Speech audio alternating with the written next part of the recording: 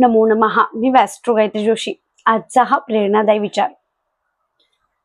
क्षणाला क्षण, दिवसाला दिवस जोडून आयुष्य पुढे जात असतं. कधीतरी कुठेतरी केव्हा तरी तो क्षण येत असतो जो आपला आयुष्य बदलायला येत असतो. फक्त फरक एवढाच असतो, आपल्याला कळायला हवं की तो क्षण माझ्यासाठी आहे. कारण खरं तर या क्षणालाच आपण टर्निंग पॉइंट बनत असतो. येणारा हा टर्निंग पॉइंट कधी, कुठे, कसा येईल हा सांगून येत नसतो. म्हणून सातत्य हे असलंच पाहिजे.